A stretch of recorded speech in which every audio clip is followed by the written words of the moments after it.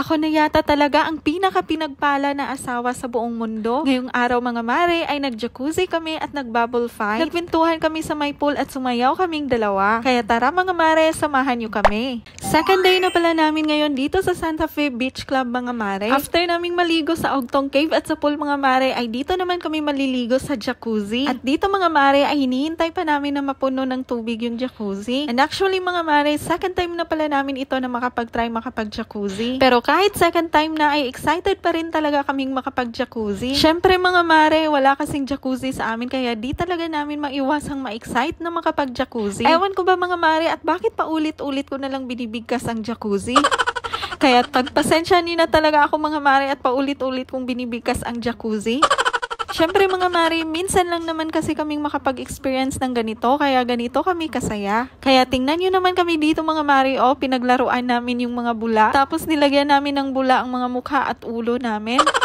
Sabi kasi ng asawa ko na gayahin daw namin si Santa Claus na may puting balbas. At ayan nga yung asawa ko, dinamihan niya ng bula yung mukha niya. Sobrang tawang-tawa na lang talaga ako dito mga mare kasi tingnan nyo naman itong asawa ko. Nagmukha siya tuloy ditong si King Kong at hindi Santa Claus. Abay, wala akong magawa mga mare at napagtripan ko na naman ulit itong asawa ko. Nag-bubble fight na nga lang kami dito na parang mga bata lang. At ayan, natapos na kaming mag-bubble fight mga mare. Pero dahil bored ulit ako ay sinimulan ko na namang makipag-bubble fight sa asawa ko. This time ay hihipa namin yung bubbles at kailangang tamaan yung mukha. Abay, palaging nakatama ako mga mare at panalo ako dito. Kasi syempre palaging panalo ang misis kasi kung hindi, abay magkakaroon ng World War III mamaya. Nakakatuwa lang talaga yung mga ganitong moment naming mag-asawa. Yung walang iniisip na problema. Yung puro kasiyahan lang muna. Yung may quality time kayong ganito. Yung kahit nagmumukha kayong ewan or parang kahit para kayong mga bata, ay wala kaming pakialam dahil ang sa amin ay masaya kami at ini-enjoy namin ang bawat oras na magkasama kami. Kasi yung mga ganitong moment ay hindi namin makakalimutan hanggang sa pagtanda namin. At kaya din kinakapture ko talaga mga moments naming ito at nagde-daily vlog ako mga mare ay para pagtanda ko or baka balang araw ay maging makakalimutin na ako ay may mapapanood akong mga happy memories na ganito. At siguro kapag nakita or napanood ko ito ay baka matandaan ko na ito at maibalik yung memorya ko. Pero wag naman sana akong magka-amnesia or magka-Alzheimer's disease, Lord. After naming maligo sa jacuzzi mga mare ay nag-order na kami ng pang-lunch dahil mag-aalas 12 na sa mga oras na ito. Ito pala ang in-order namin mga mare. Bihon at lumpia tapos nag-order rin kami ng shakes. Nagpa-room service na lang pala kami dito mga mare. At dito na lang pala kami kumain sa may terrace kasi presko at may pool view na rin. After naming mag-lunch mga mare ay nagpahinga muna kami kasi napagod kami kaka-swimming. Paano ba naman kasi mga mare, naligo kami sa Ogtong Cave, sa pool at saka sa jacuzzi. Sino ba naman hindi mapapagod nun mga mare? Abay, 3 lugar yung pinagliguan namin ngayong araw.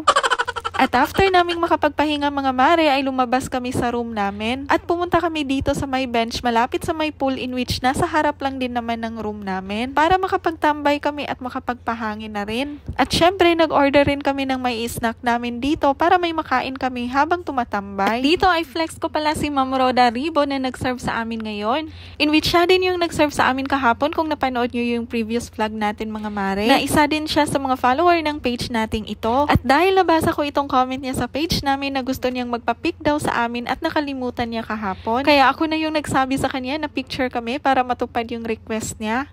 Hi! Si Ma'am Roda. Ano to ma'am? Roda Ribo. Roda Ribo online shop. At ayan, nagpicture muna kami at yung asawa ko pala yung nagpicture sa aming dalawa nito. Tapos nag-selfie na lang din kaming 3 dito at after nun ay nagbigay kami ng counting pang snack sa kanya. Bilang pasasalamat na lang din namin yon sa pag-serve niya sa amin ng pagkain at dahil isa siya sa mga followers namin. At dahil nakita ng asawa ko na nasobrahan pala ang pag-order niya ng pagkain namin, ay naisipan niyang ibigay na lang yung iba sa naglilinis ng pool dito kasi hindi naman namin mauubos lahat ng ito. Ako ikuan mo kay daggan ba din kayo, di na mo murot na eh.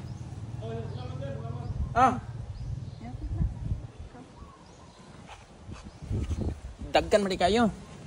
Pag nasa bakasyon talaga kami mga mare ay kain is life talaga kami. Kaya sira talaga palagi ang diet namin kasi palagi kaming nagbabakasyon. Sana all palaging nasa bakasyon. At dito nga ay natawa ako kasi hindi magkasya sa bibig ko itong kanilang club sandwich. Yung akala ko malaki ang bibig ko mga mare pero hindi pala. At dito ay nagkukwentuhan lang kami habang kami ay kumakain. Kahit ano na nga yung napupuntahan ng kwentuhan namin dito mga mare. Abay kung may gusto ka talagang i-chismis mga mare ay mas mabuti na sa asawa mo na lang yun i-chismis. Kasi hindi talaga mabubulgar yung mga sekreto at pinagchichismisan mo. At dito nga mga mare ay may pa-action-action pa itong asawa ko oh. Ano kaya sa tingin nyo mga mare ang pinag-uusapan namin dito? Sige nga, hulaan nyo nga, may 1 kyaw ang makakahula.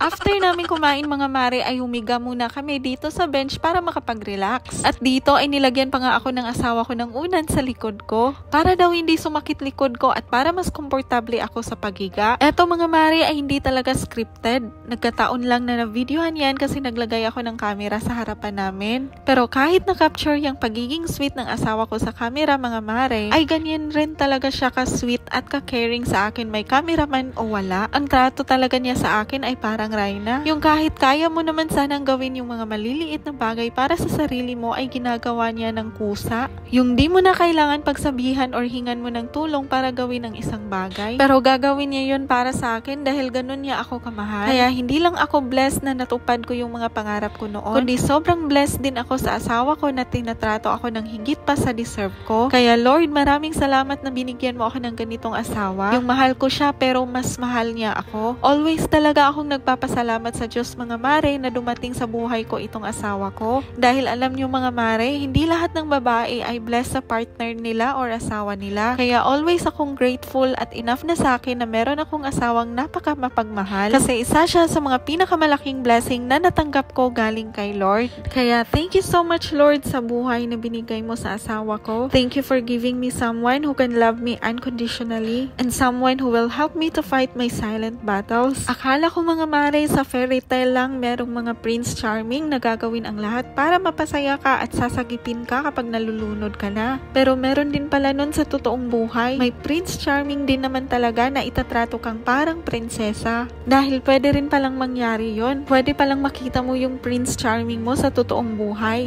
Yung may taong gagawa ng mga bagay na kaya mo namang gawin pero magiging kaligayahan niyang gawin lahat kahit pinakamadaling bagay para sa'yo. And I'm blessed because I've found my person. Kaya sana mga mare ay makita nyo din yung Prince Charming nyo para lahat tayong mga babae ay maging masaya. At kung nahanap nyo na siya mga mare ay palagi ka lang magpasalamat sa Diyos dahil hindi lahat ay sinwerte sa asawa. At sana ay palagi kayong magmahalan hanggang sa pagtanda nyo kasi deserve nyo ang tunay na pagmamahal. So ayun lang muna sa ngayon mga mare. Sana nag-enjoy kayo sa video ito. Sa susunod ulit. Bye!